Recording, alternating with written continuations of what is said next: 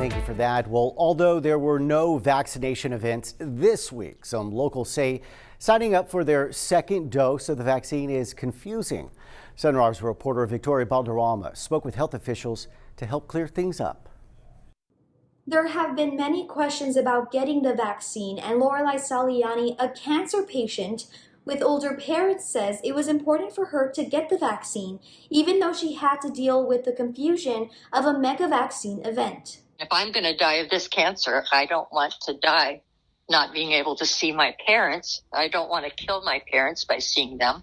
I can't safely go grocery shopping. I don't leave the house. I don't see my 2 children and my 5 grandchildren. Traveling from Rockport, Saliani says she and her parents arrived at the vaccination drive-thru around 3:40 a.m., finally receiving the vaccine around 11:20 a.m. Number 1784 in line, she was able to get vaccinated with the first dose, now planning ahead for her second dose on February 13th. You don't want to wait till 2 or 3 days before you're due to get it to sign up, but everything is so confused and in limbo as to where, what, and when. Director of Public Health Annette Rodriguez clarifies it's very important for individuals to understand the importance of getting their second dose. Keep in mind, Nueces County manufactures Moderna, which recommends patients wait about 28 days to get their second dose. Some ask what happens if you wait more than those 28 days. So we don't have studies for a year later, 2 years later, if you get your second dose. But we do know that it's very effective, 95% effective.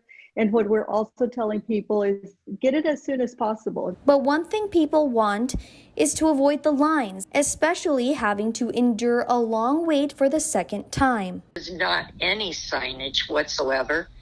We're parked out on Highway 44 and cars are zooming past, shaking their car. Well, for those 500 people who received their first dose December 29th, it's time for their second dose next week. When we receive them, we'll notify them that we're going to have a drive-through. When it's time for your second dose, the health district will send a text message which will lead to you getting a QR code ahead of time. But that depends on what site you are going to and if you are returning to the same location of your first dose. Director of Public Health Annette Rodriguez also suggests if you are planning to get vaccinated, have your phone ready, a charger in hand, and wear short sleeves.